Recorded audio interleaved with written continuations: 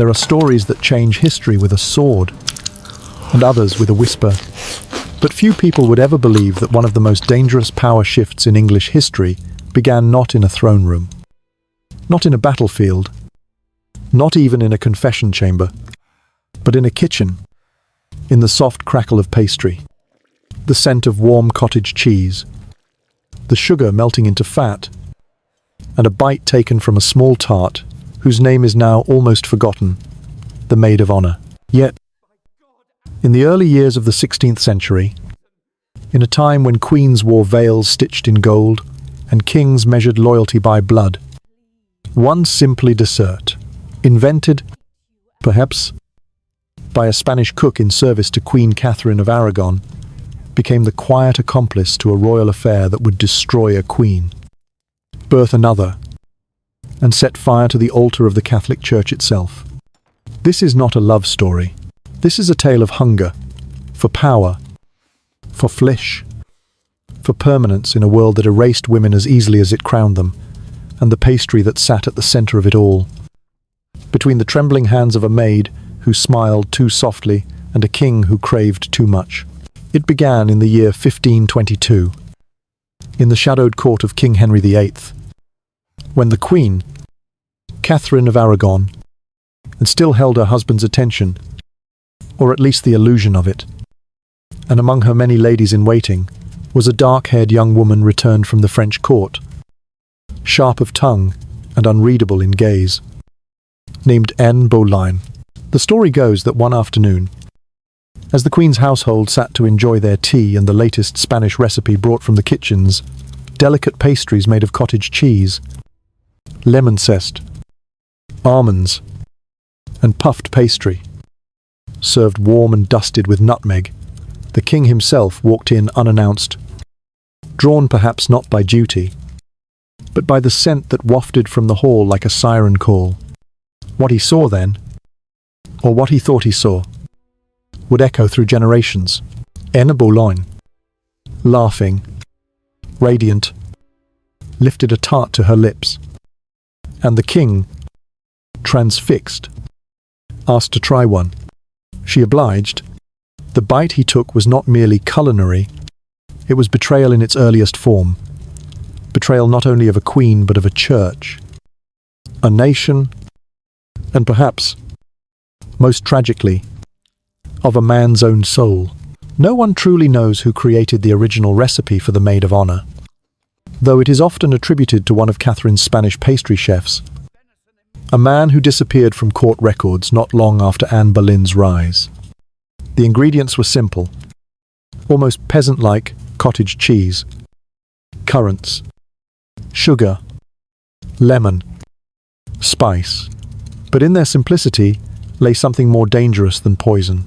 The king became enamored, not just with the woman, but with the idea of something new, something not his wife, not his past, something fresh and indulgent, even if only in his mouth at first.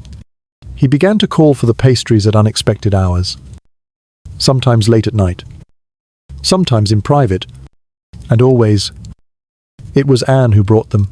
It was not long before the palace whisperers began to suspect the Queen's grip on her husband was loosening, and that it was being undone not by treason or treachery, but by sweetness. By the year 1525, the palace cooks had refined the tart into perfection. Golden crisp edges, a light filling that melted in the mouth, the tang of lemon offsetting the richness of the cheese, the sugar kissed by almond. It was no longer a court delicacy, it was a ritual, and the king, already prone to excess, indulged with the gluttony of a man who devoured what he could not name. He ate, he obsessed, he asked for more, but with every bite, what he really wanted was Anne, who by then had learned the rules of the game, who knew that kings did not fall for poems or politics, but for pleasure, and who wielded the tart not as a dessert, but as a dagger in disguise. Catherine, left watching from the fringes. I realized too late that she had lost her place not to a throne room conspiracy, but to a pastry on a silver tray. It may seem absurd to attribute the fall of a queen and the rise of Anne Boleyn to a dessert, but history is not made only by wars and decrees. It is made in kitchens, in stole moments, in the half-lowered eyelids of a girl offering sweetness to a man who had everything but wanted more. And what followed, the annulment battles, the break from Rome, the birth of Elizabeth, and the eventual execution of Anne herself, all flowed from that first bite. That single moment when cottage cheese and currants touched the royal tongue and changed it forever. For by the time the king realized he had not just fallen in love, but unraveled the world around him, it was already too late. Anne had become queen. The queen had become discarded, and the tart had become legend. Today, we remember Henry VIII as the bloated monarch who married 6 times and beheaded 2 of his wives. But long before the axe fell, before the screams echoed in the tower, before the Pope cursed his name, there was a kitchen, a warmoven, a quiet pastry dish, and a maid who handed over a tart with a smile that promised more than dessert. And if you look closely enough into the recipe, if you taste the fat, the sugar, the lemon, and the quiet bitterness beneath, you will find not just food, but fate itself, baked into layers of flaking crust and half-forgotten desire. This is the story we begin to unfold now, not just of a dessert, but of the women who made it, the men who ate it, and the empire that melted beneath its sweetness, one bite at a time. In the quiet corners of palaces, behind the silk-draped halls and the whispering veils of courtiers, there existed another world, one that rarely made it into chronicles, paintings, or proclamations. And yet it pulsed beneath the marble floors and golden ceilings like a second heartbeat of the kingdom. It was in this hidden world, lit by the orange glow of open ovens and smelling always of flour, spice, and sweat, that the true architect of the Maid of Honour tart once lived. Not a noble, not a poet, not a queen, but a man who wore no armour, wrote no letters to Rome, and knelt only to dough. He was called Matteo, though in the records of the English court he is never named, for he was one of the many Spanish attendants who came with Queen Catherine of Aragon when she crossed the sea as a bride of diplomacy, years before Anne Boleyn ever lifted a pastry to her lips. His job was simple: to feed a queen. But history would not let his hands rest in obscurity forever. Matteo had been born in the narrow alleys of Toledo, beneath the bell towers that rang through the air like solemn warnings. His father had been a baker too, and his father before him, and so it was expected that Matteo would carry flour under his fingernails until his dying breath.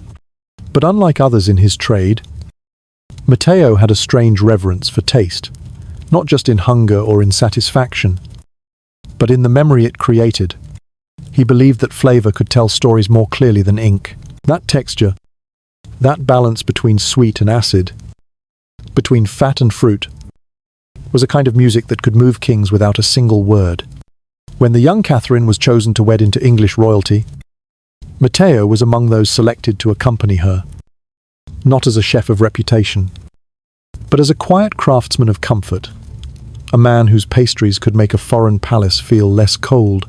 No one could have known that it would be this quiet man, kneeling before a wooden table in a stone kitchen in Richmond, who would bake the tart that brought down queens in the year 1507, when Catherine first arrived in England as a young widow of Arthur, Prince of Wales. Matteo was still learning the way English ovens worked, how the smoke curled differently in the damp air, how the flour behaved under the wetness of the northern climate, how to blend Spanish almonds with English butter, how to soothe a grieving girl who smiled in public but wept in kitchens. For years, he worked silently, adjusting recipes, kneading without complaint, folding tiny parcels of comfort into the baked corners of her new life.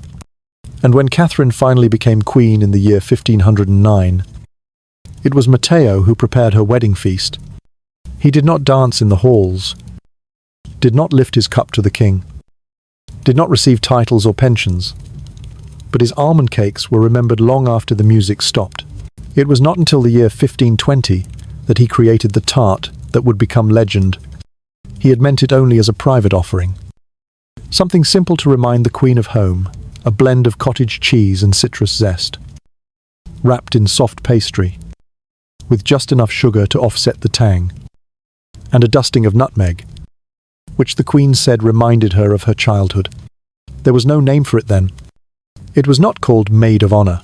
It was merely La Tarta de Consuelo, the tart of comfort, and it was served quietly in the Queen's private chamber.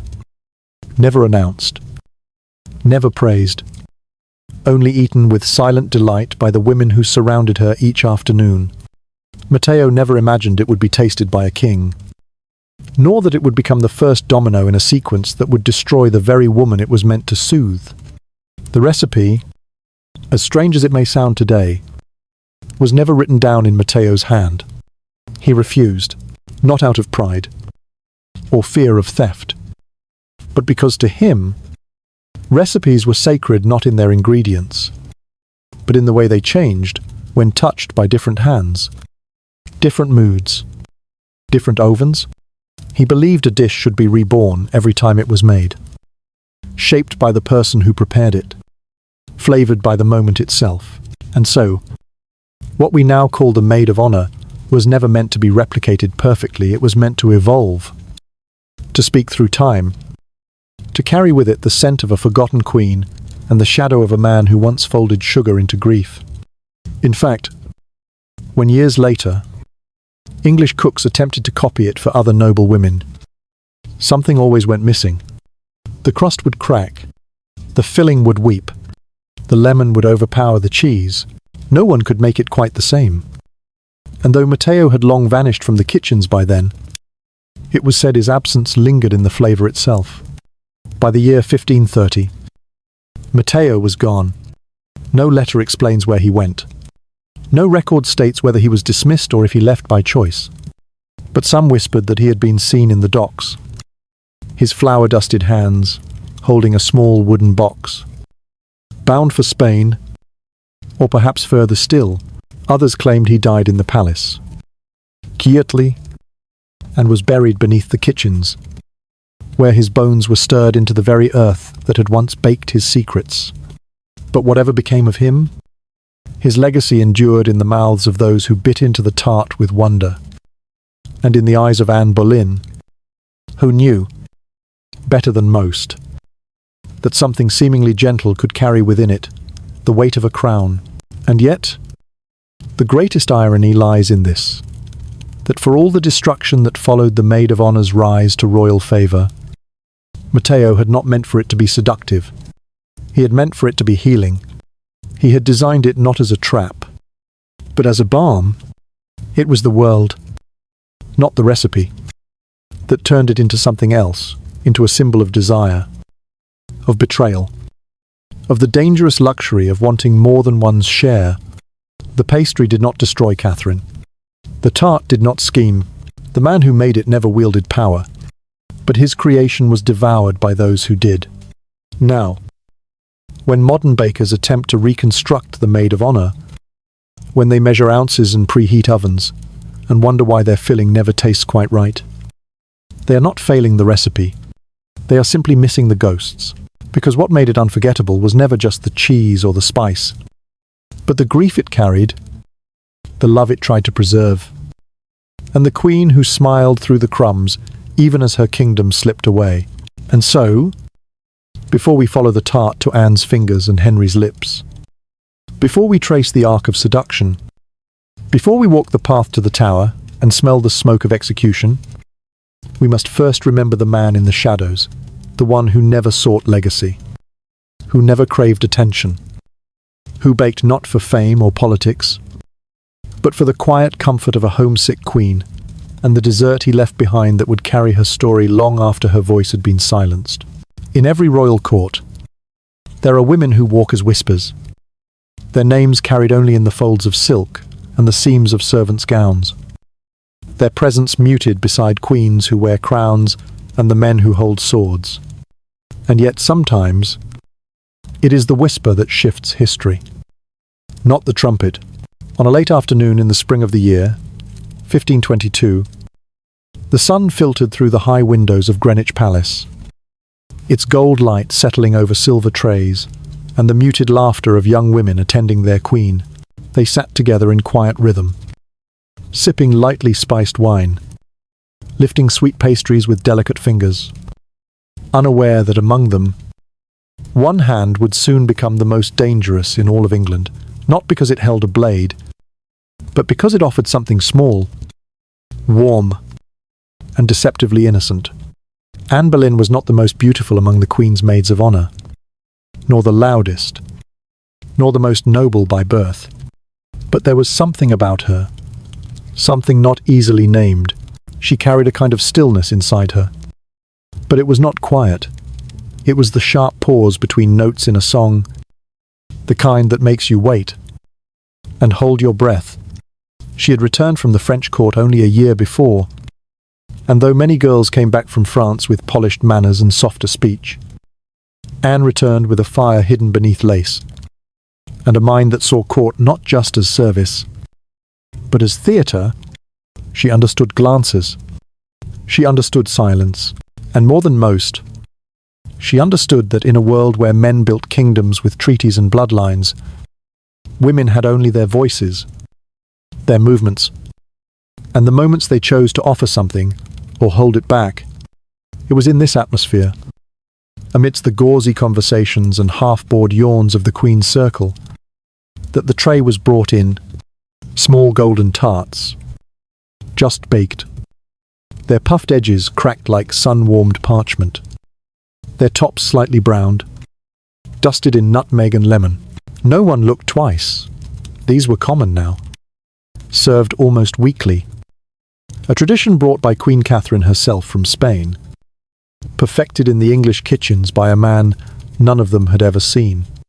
But on this afternoon, it was Anne who reached first, Anne who lifted one gently with both hands and turned to share it with the woman beside her. A cousin, perhaps, or a friend. And it was at that precise moment, as the tart passed from her hands to another's, that Henry VIII entered the room. Kings do not need reasons to enter. They arrive when they like and leave when they are done. But that day, some believed Henry was searching for his queen, while others said he was chasing the scent of sugar in the corridor, drawn by the trace of butter and baked spice lingering like perfume. Whatever the cause, when he entered, the room changed. The laughter thinned. The girls stood. The Queen smiled. But Henry, who was known for his taste in song, in hunting, in argument, and increasingly in distraction, did not look to his wife first. He looked to the tray, and then to the girl beside it. What passed between Henry and Anne in that first moment was never recorded. No historian wrote of a spark, or a word, or even a blush. But the truth is, something did pass, not just a tart, but a shift, almost imperceptible, like a branch snapping far away in a silent forest. Henry asked what they were eating. Anne, poised but not shy, replied that they were pastries, the Queen's favourite. He asked what was in them. She described the cottage cheese, the lemon, the currants. He asked if they were good.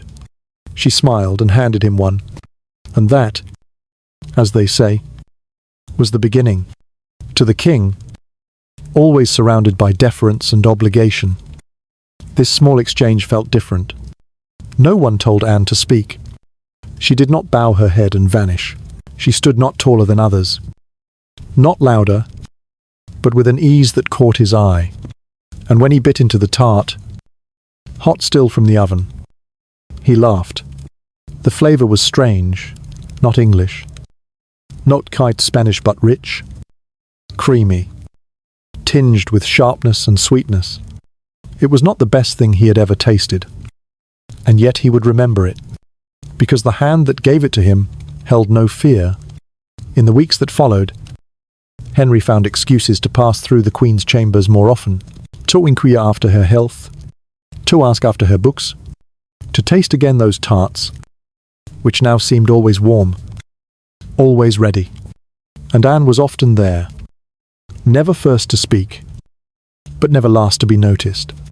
She served as maid of honour, with the precision of someone who knew every movement was a line in a play.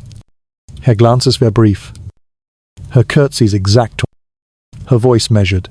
She never flirted, not in the way others did, and yet she lingered in Henry's mind, like the taste of lemon that returned long after the tart was gone. It was not long before Henry began requesting the pastries in private, not from the Queen's kitchens, but from his own, and though the recipes were followed closely, something had changed. The crusts collapsed more quickly, the filling lost its luster, the flavour flattened. The kitchen staff blamed the ovens, the butter, the flour, but those who watched closely knew the truth. It was not the tart he had wanted. It was the moment it had come with the laughter of girls, the quiet of sunlight, the hand of a maid who had not asked for attention, but did not run from it. Anne, for her part, did nothing to encourage the king. Not then. She did not meet him in gardens. She did not pass him letters. But she also did not leave court when her sister, Mary Boleyn, had caught the king's eye years before. She had been gentle and yielding and easily forgotten. Anne was different. She knew that desire, once fed too easily, died faster than it grew, so she remained just out of reach. A voice in a corridor, a silhouette in candlelight, a girl with a tart in her hands, and eyes that never gave everything away. By the time Queen Catherine began to notice her husband's distance, it was already too late. The tart had been eaten, the glance had been exchanged. The king's attention, once solid as oak, had begun to shift like tidewater, and Anne, still a maid of honour, still walking beside the Queen, had become something far more dangerous. Not a mistress, not yet a lover, but a possibility, and in the Tudor court, possibility was the most powerful weapon of all. And so, the tart remained, a small thing, easily overlooked, served at tea, devoured in silence, but inside it, between the cheese and the lemon and the bite that lingered, was a memory the king could not forget, a hand he could not unsee, a moment that would echo through divorce, through coronation, through betrayal and blood, because before Anne Boleyn became queen, before she lost her head, before she gave birth to Elizabeth and watched her own fate dissolve in the cold stone of the Tower, she was only a maid who passed a tart to a king, and changed the course of England with the movement of her wrist. There are women in history whose strength was never sung, whose sorrow was worn quietly like a second skin, stitched beneath velvet robes and golden embroidery, whose voices were never loud enough to echo through time, but whose silence rang louder than any trumpet. Catherine of Aragon was one of them. She had come to England not once, but twice as a bride, first to a boy who died before he could become a man, and then to his younger brother, a king who once held her hand with a kind of trembling reverence, before that hand was slowly withdrawn, inch by inch, until it held only the shape of another woman's waist. Catherine was born of war, daughter of Ferdinand and Isabella, conquerors of kingdoms and defenders of faith, raised in the courts of Castile and Granada to believe that queens ruled not through seduction or ambition, but through dignity, duty, and God's unshaking justice. And for many years, she had ruled exactly that way, loved by the people, feared by those who tried to cross her, praised for her wisdom and her iron constancy, but nothing, not her lineage, not her faith, not even her purity could protect her from what she saw unfolding just beyond the edges of her throne: a girl, a tart, and a husband who no longer looked at her the same way. It had not happened all at once. Of course, love rarely leaves in thunder. It recedes like a tide. In the year 1523, Catherine was still queen in name and in position, and Henry VIII still dined with her, still smiled in public, still clasped her hand during royal ceremonies. But behind closed doors, things had changed. The king no longer lingered. The touches became routine, colder, and worst of all, the laughter that once warmed their private evenings had been replaced by silence, and the faint scent of pastry that clung to his clothes when he returned from other chambers. She noticed it first in his appetite not for her body, which had become familiar, and in his eyes, barren. But for sweetness, he asked more often for desserts, for those tarts she had once offered as comfort from her homeland. He requested them at odd hours, and when she mentioned it, he laughed too quickly and looked away. Catherine did not accuse. Queens of her kind did not weep in public or demand answers. But she began to observe. She watched which maids stood closer to the king during court. She watched the way Anne Boleyn lowered her eyes. Not too low, not too long, and how her hands always seemed to carry something, a letter, a goblet, a tray, and then one evening, as the firelight flickered against the silver dishes on the table between them, Catherine saw Henry lift a tart to his lips with a smile she had not seen in years, a smile that was not for her. It was a moment without sound, the kind that does not crack, but dissolves. A single bite, a flake of pastry falling to the tablecloth, and a silence that screamed. Catherine felt it in her chest, not the tart, not the betrayal itself, but the finality of the gesture, that she had been replaced, not by a declaration, not by an annulment, but by an action so small, so mundane, it could not be undone, that he had eaten something meant to be hers, and in doing so, had left no place for her at the table. It was not the affair that broke her, it was the fact that the ritual they once shared had been offered to another. Without a word, in the weeks that followed, Catherine became a woman of two faces. To the court, she remained unflinching, gracious, regal, holy, but alone. In her chambers, she prayed longer. She wept more softly. She asked God not to punish the king, but to bring him back, not for power, but for memory, for the man who had once written her love letters in Spanish, who had once begged her to bear him sons, who had once held her hands with a gentleness that had not yet been eroded by time. Frustration and ambition. She feared not Anne Boleyn. Not really. What she feared was irrelevance, to become a woman who was looked through, not at, who was mentioned only in legal debates and whispered titles, and she feared most of all that her child, her beloved daughter Mary, would lose everything because of a woman who had handed her husband a tart and stolen his gaze forever. It is said that Catherine confronted Anne only once. Indirectly, that one day, she passed her in the corridor and said nothing, but the look she gave was sharp enough to slice pastry. That Anne curtsied, as expected, and Catherine did not return the gesture. No words were exchanged, but none were needed. Catherine had seen enough. She had watched the transformation of a servant into a rival, and she had felt the cold replacement of something sacred with something sweet. By the year 1525, Henry's affection for Anne could no longer be hidden. He sent her gifts. He wrote her letters filled with longing, letters that still exist, full of contradictions and need. Catherine heard about them. Of course, everything reached her eventually, like water under a locked door.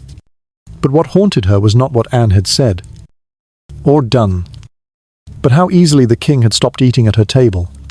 The tarts stopped coming to her chamber. The cook no longer asked after her preferences. The kitchen, once filled with the scents of her homeland, now catered to a different taste, younger, sharper, less grounded in tradition. And when she did receive pastries, they tasted different. The texture was wrong, the sweetness cloying, as if the very dough had learned to forget her. Still, Catherine did not leave. She refused to be cast aside like a dish that had cooled. She invoked the sanctity of her marriage, the legality of her union, the dignity of her position. She quoted scripture. She appealed to Rome.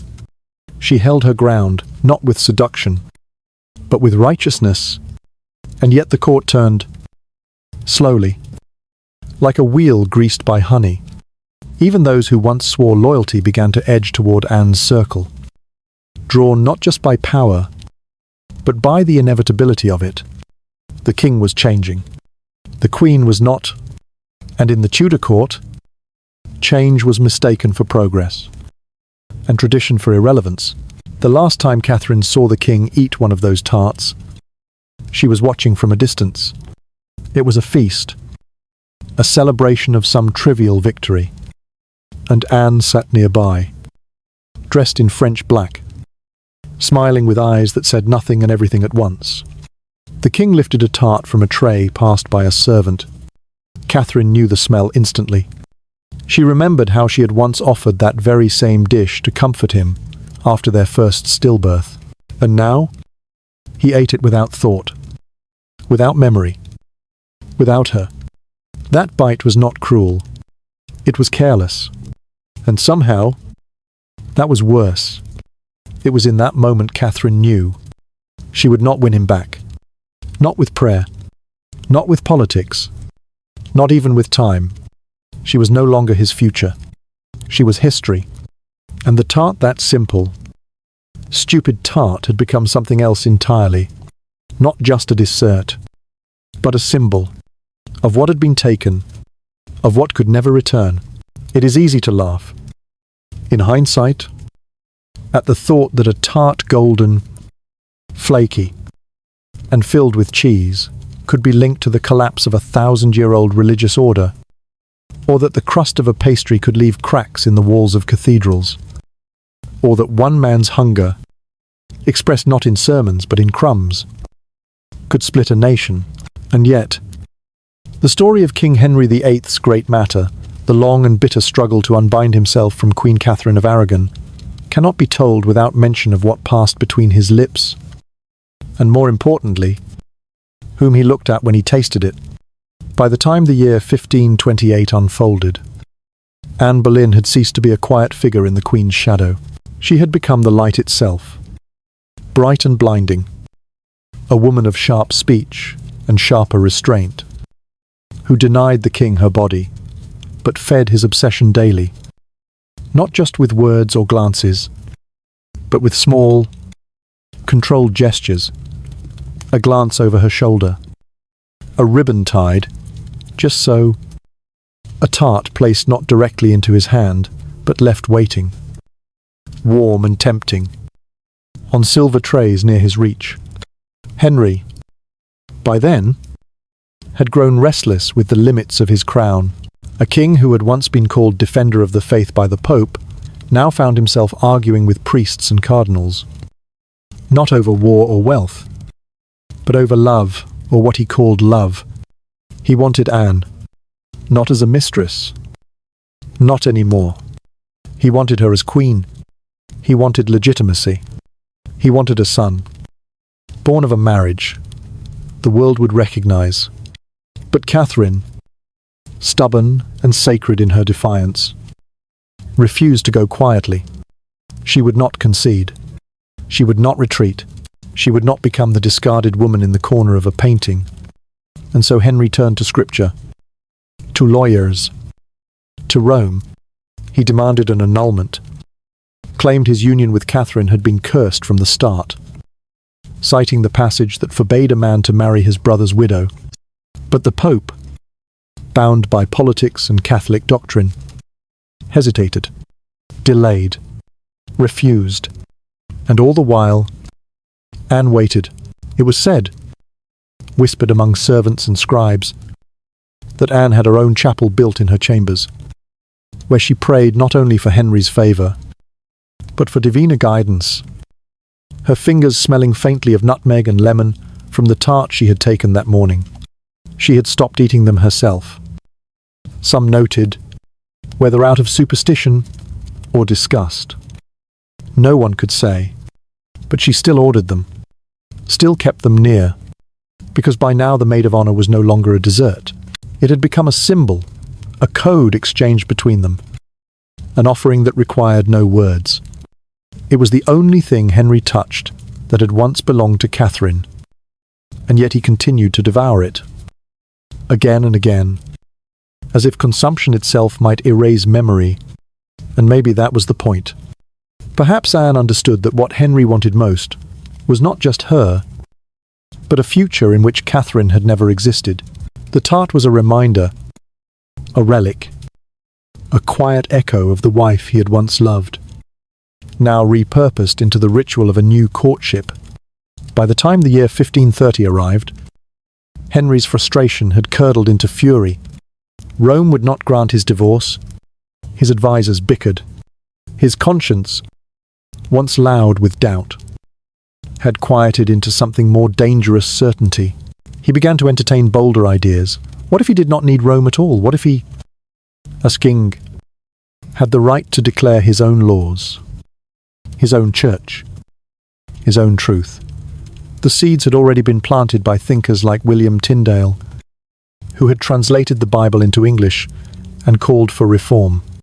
But Henry had once burned men like Tyndale. Now, he read them. Anne, for her part, remained careful. She spoke softly in private, but firmly in public. She refused to be Henry's mistress, knowing that without marriage, she would fall like her sister Mary, used and forgotten. And so she gave him nothing except herself in glimpses, and the tarts he now associated entirely with her. She had taken the symbol of another queen's comfort and made it a weapon of courtship. And Henry, blinded by longing and emboldened by denial, allowed himself to believe that if he could have her, truly, lawfully, England would shift around them like softened dough, ready to be shaped anew. In the kitchens, the change was felt in the tone of the orders. No longer were tarts prepared for one queen. They were now made for her grace. A title whispered toward Anne long before it was official. The trays no longer bore the royal crest, but were decorated with symbols. Anne favoured a falcon, white roses, golden lettering, and when the tart was delivered to her rooms each morning, it was done with such formality that even the servants knew this woman was already queen in everything but name. And Catherine, who had once ruled the kitchens, now received nothing but silence and shadows. In the year 1531, Henry declared himself supreme head of the Church of England. It was a title soaked in arrogance and desperation, but it was legal enough to grant him what Rome would not: the ability to cast Catherine aside and elevate Anne in her place. The wedding was quiet. The coronation was not, and the tart, once a whisper of sweetness in a Spanish queen's afternoon, was now a centerpiece at the new queen's feast. Only it tasted different. No one could explain it. The filling was thinner, the pastry less golden.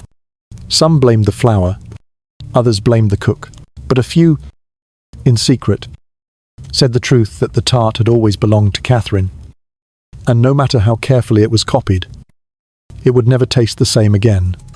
Anne, now Queen of England, stood beside Henry as the church bells rang and the Latin prayers ceased. She was dressed in crimson and gold, the colour of royalty and blood, but beneath the velvet and pearls, her hands were empty. She had won a crown. Yes, but in doing so, she had inherited a kingdom built not on love, but on fracture, and the tart, still served in silver dishes at her table, sat untouched.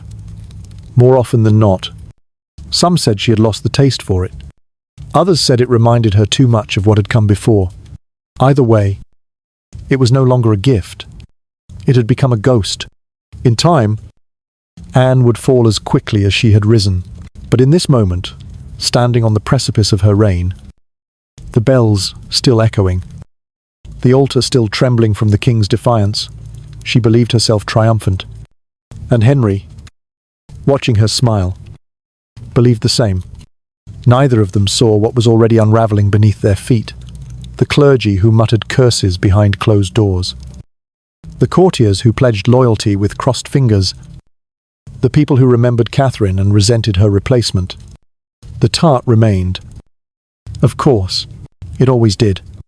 But now it was cold, more often than not, left half-eaten, less a dessert than a reminder. And so, the bite that had once brought pleasure now left only aftertaste. The dough that had once promised comfort now stretched too thin. And the church, like the pastry, had been pulled apart, not with force, but with hunger. One man's hunger. For power, for soon. For a woman who knew when to give him nothing except a tart he could no longer forget, long after the trumpets had quieted and the marriage bed had cooled. After the scrolls were signed and the Pope's fury echoed across Europe, after the churches were stripped and the monks turned to dust, there remained, in one far corridor of Greenwich Palace, a silver plate with a single tart upon it. It sat untouched for hours, perhaps days, a crust just slightly cracked. A sprinkle of nutmeg faded to brown. The filling still pale gold beneath the shadow of the linen-draped dish cover. It had been meant for Anne, but Anne did not eat it, because that day, Anne Boleyn, Queen of England, once the fire that burned down a kingdom, had refused her breakfast, and no one knew if it was because she had lost her appetite, or because something deeper, darker, unspoken had begun to settle into her bones. She had not smiled in weeks. By the spring of the year, 1536, Anne's world had begun to tilt. Where once there had been laughter, now there were hushed conversations. Where once the king's eyes had followed her like a shadow, now they wandered elsewhere. Her body, once a promise of fertility and future, had failed him. One miscarriage, then another. The last, a child born too early, too small, with features some claimed resembled the king, and others swore did not. Whatever truth there was, it died in Anne's hands. And with it, something else died too: Henry's faith in her. The very thing she had used to rise had now turned against her. She had promised him a son, and he had reshaped a church to receive it. And now, all he saw in her face was the empty cradle she could not fill. But this is not Henry's story. This is the story of the woman who brought her the final tart. Her name was Joan. Just Joan. A maid of no noble blood. No notable parentage. No known portrait hanging in any hall. She had been born in Suffolk. Taken into service. Young. Trained first in linen rooms, then in the upper kitchens. By the time she was 16, she had become skilled in the silent art of observation. How to dress a tray without drawing attention. How to walk like mist through corridors, thick with the scent of court perfume and lies. When Anne had risen, Joan had been assigned to her rooms. Not because she was important, but because she was invisible, and sometimes it is the invisible ones who carry the most dangerous truths. Joan never spoke to the Queen directly. Few did. Anne had grown wary. Her days were filled with echoes, every compliment tinged with calculation, every gesture loaded with meaning. But Joan served her every morning without fail, carrying a tray of light offerings, warm milk, poached fruit, and, always, the tart. It had become tradition, even when Anne no longer touched it, even when the scent of lemon made her wince, even when the very sight of it reminded her of a time when she had power, and that power had seemed as easy to hold as a flake of pastry between her fingers. On the morning of her arrest, Anne did not rise at her usual hour. The rooms were too quiet, the fire too low. Joan had stepped inside as she always did, careful not to look too directly, placing the tray on the table near the window, where the sun would catch the silver plate just so. But there was no reply. No thank you. No motion. Anne sat in her chair, motionless, wrapped in a shawl, her hair loose for the first time Joan had ever seen it that way. She looked, for a moment, not like a queen, not like a threat to Europe, but like a girl who had forgotten where she was. Joan waited, but Anne only turned her head slightly and said, not with anger, but with something far colder, "Take it away." It was the first and last thing she ever said to Joan. Later that afternoon, the guards came. Joan was there, still in the hall, sweeping dust from beneath the table legs when the footsteps echoed like cannon fire. She heard the heavy knock, saw the Queen rise, stiff-backed and proud again. Her face once more, a mask of command. But something in her posture had cracked. It was small, nearly invisible, the way her hands trembled just slightly at her sides, the way she looked toward the tray and then away, as if it held something shameful. The guards said little, Anne said less. She followed them from the room, her shoes soundless on the marble floor. The tart remained behind, untouched. In the days that followed, the palace shifted. Servants were reassigned, chambers stripped, portraits quietly removed or left half-turned to the wall. Joan was transferred to the lower kitchens, no longer permitted near the royal wing. But she remembered.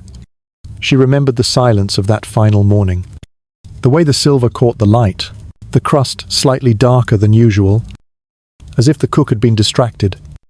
And most of all, she remembered that Anne had looked at it as if it had once meant something and now meant nothing at all. She would learn later in scraps of gossip, in hushed voices over candlelit chores, what had happened to the Queen. The charges, the trial, the tower. She would hear tales of treason, incest, witchcraft. She would hear the words unnatural and ambitious and curse. She would hear that Anne went to her death with her eyes wide open, dressed in grey damask, her lips moving in prayer, even as the sword was raised. But Joan did not think of those things. She thought of the tart, of the way the Queen refused it, of the crumbs left behind on the plate scattered like ashes. Years later, long after Joan had left service and married a carpenter with kind hands and a quiet temper, she would still think of that day. She would sometimes bake the tart herself, not for meaning, but for memory, folding the dough slowly, squeezing lemon over cheese, watching the edges curl in the heat like parchment.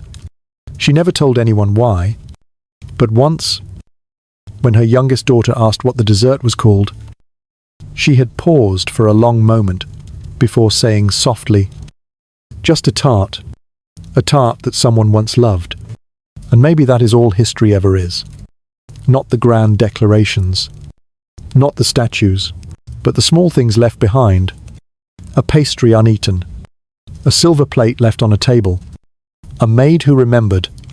There are objects that fade quietly into time, a lost glove, a broken comb, a stained ribbon, their meaning slipping away as hands change and years pass. And then there are objects that remain, not because they are rare or precious, but because something of the soul lingers within them, as though the person who once touched them poured too much of themselves into the wood, the metal, the cloth, and the thing refuses to forget. After Anne Boleyn was executed in the spring of the year 1536, many of her belongings were removed with brutal efficiency. Her tapestries were folded and boxed. Her gowns were refitted for Jane Seymour. Her books, her music, her letters all seized or burned. Even her emblem, the crowned falcon, was scraped from the walls of Hampton Court, replaced by fresher carvings, smoother stone, but in the back of one forgotten scullery, tucked beneath a shelf, behind bags of barley and dusty pewter tankards, there remained a single silver plate oval in shape, thinly etched around the rim with vines of honeysuckle and resting in the center, dried and barely visible. A smear of curdled lemon and spice. No one claimed it. No one dared wash it. No one quite knew how it had ended up there. The scullery maid who found it, a girl no older than 12, had been scrubbing a flagstone when she saw the glint of metal half hidden beneath a burlap sack. When she touched it, she recoiled, not from heat, but from something stranger, as though the plate had not cooled properly, as though it remembered too much. She lifted it gently, found the dried remnants crusted like ghosts on the surface, and brought it to the attention of the steward.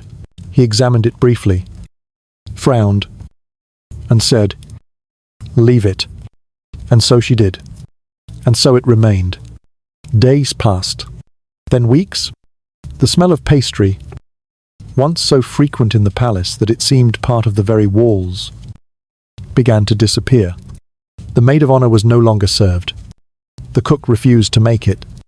Some said the new queen, Jane, had asked for simpler dishes, lighter things, more English in nature, less Spanish, less French, less Anne. Others said the tart had been cursed, that ever since the queen had touched it last, it had brought only bitterness. Whatever the reason, the dish vanished from menus. The trays stopped appearing. The almond orders declined. The lemon peels were thrown away, and the silver plate stayed where it was, half covered, silent, stubborn, waiting. One night, during a thunderstorm that rattled the stained glass windows of the great hall, the kitchen boys whispered stories over a low fire.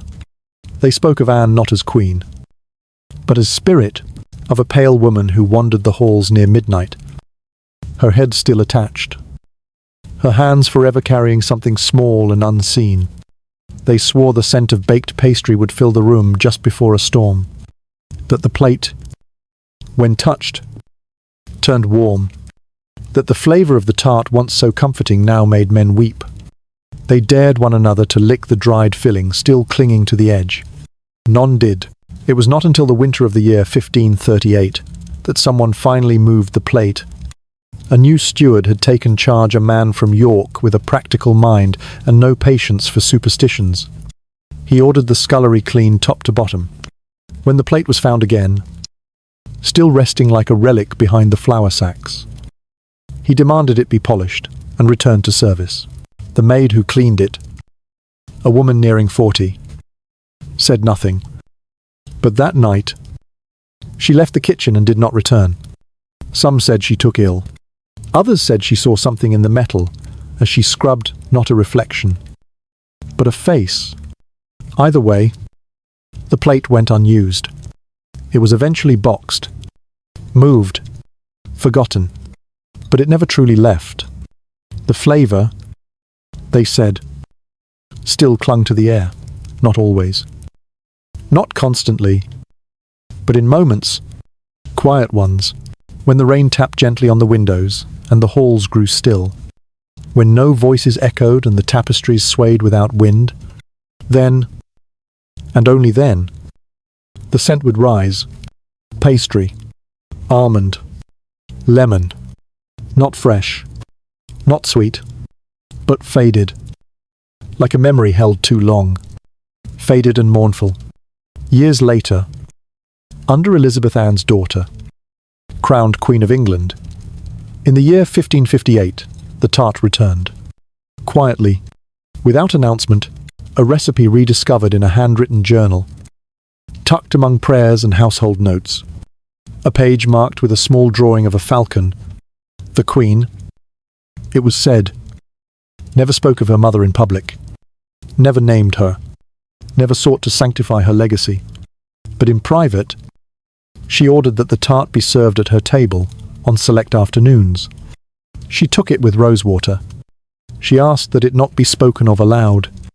And always, it was served on a silver plate. Not the same one. That one had vanished during the final years of her father's reign, lost, sold, buried in some storeroom too deep to trace. but a similar one, oval, etched, honeysuckle along the rim. She never finished the tart. She would take 2 bites, then look away. The servants learned to remove it without comment. No one ever asked why. Perhaps the flavour brought back too much. Perhaps it tasted of longing, of the mother she never knew, of the love that had cost Anne her life.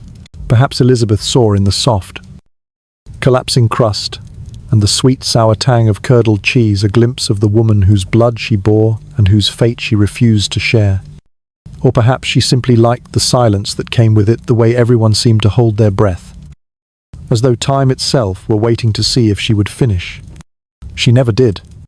Century passed. Monarchs rose and fell. Recipes changed. Ovens improved. Cookbooks were printed, illustrated, revised, and the Maid of Honour tart became something quaint, a curiosity of Tudor cuisine, a charming anecdote offered on tours of Hampton Court Palace. Visitors laughed. Some tasted a modern version. Few liked it. Fewer still remembered what it once meant. But in the oldest parts of the palace, in rooms not open to the public, the kitchens remain.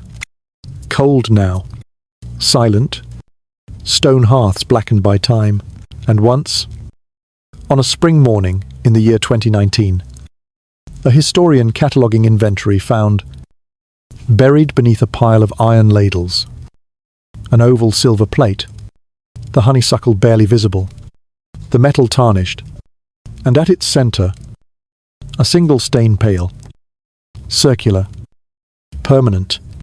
They cleaned it, polished it, but the mark remained. And that night, during a sudden thunderstorm, the archivist said the halls smelled faintly of almonds. It is strange, isn't it? How the smallest things last the longest. Wars end, kings fall, thrones crack beneath the weight of time and ambition. But sometimes, a récip survive. Not perfectly, not unchanged, but enough to whisper through the centuries, enough to leave a taste on the tongue of someone who never knew the name of the woman who first folded the dough with trembling hands, who never heard the laughter that once rose from the Queen's chambers, or saw the candlelight flicker against the eyes of a girl who had not yet been taught to be afraid of power. The tart, the Maid of Honour, was never meant to last. It was meant to be eaten quickly, warm and soft, with tea or wine. On an ordinary afternoon, when the world felt calm and the crowns felt lighter, and yet it outlived them all. Catherine of Aragon, who first tasted it in quiet comfort among the women she trusted, who brought it from Spain not as a weapon but as a kindness, died alone, her titles stripped, her husband gone, her daughter half erased. Her last letter was addressed to Henry, still calling him my most dear lord and husband. She never saw Anne Boleyn crowned. She never saw her fall. But the taste of that tart, that small, strange foreign comfort likely remained with her until the end. Perhaps even served on her last name day. Perhaps even remembered in the ache of her exile, when there was nothing left to cling to but faith and silence. Anne Boleyn, whose hands once passed the tart to the king with a smile as sharp as prophecy, who used sweetness not as surrender, but as strategy, who believed or pretended to believe that she could remake the world with wit and will alone, died with her eyes open and her lips moving in prayer. They say she went to her death with elegance, with grace, with the strange stillness of someone who had already died long before the sword touched her skin. And maybe, just maybe, on that final morning in the tower, she remembered the first time Henry ever looked at her, not as a servant, but as something more, and how. Between them, there had been nothing but a tart and a glance. Elizabeth, their daughter, child of scandal, child of fire, child of both the wife cast aside and the one beheaded, rose from bastard to monarch. From forgotten girl to Gloriana, she ruled for more than 4 decades. She built a kingdom from ash. She wore her crown alone, married only to the throne, and yet she kept the recipe, quietly, privately, never announced, never declared. But she kept it, and when it was served, she did not smile. She did not speak. She simply tasted twice, and then pushed the plate away. No one knows what she tasted in those moments. The almond, the lemon, the sugar, or something deeper. Something that cannot be measured in spices or weighed in ounces. Maybe she tasted loss, or warning, or lineage. Maybe she tasted the two queens who had died, so that she might sit where they could not. Maybe the pastry crumbled in her mouth like a prayer left unfinished. The tart survived them all. It changed. Of course. Over time, recipes were simplified. The cheese became thicker, the pastry puffier, the sweetness brighter. Modern palates softened the edges, lost the bitterness. Bakeries in Richmond sell them now in tidy boxes, calling back to a legend most shoppers do not know. Tourists bite into them without ceremony, unaware that they hold a piece of history between their teeth, a piece of rebellion, a piece of grief, a piece of love twisted into ambition, ambition disguised as love, and the silence that followed both. But history remembers in strange ways. It does not always keep names, but it keeps tastes. It keeps the scent of nutmeg in a cold corridor, the smear of lemon curd on silver, the way a girl once glanced at a king while holding a tart in her hands and changed the course of a kingdom. And perhaps, in the end, that is what we must take with us, not just the facts, not just the dates, not just the violence that followed, but the quiet moments, the ones too small for books, too soft for statues, a maid reaching for a pastry, a queen refusing to eat, a plate left untouched in a kitchen no one visits anymore. So if one day, if you taste a tart that feels oddly familiar, something warm, something old, close your eyes. You may not be eating dessert. You may be tasting memory, and somewhere, far beyond the reach of thrones and swords and sermons, the queens who once shared it may remember you too.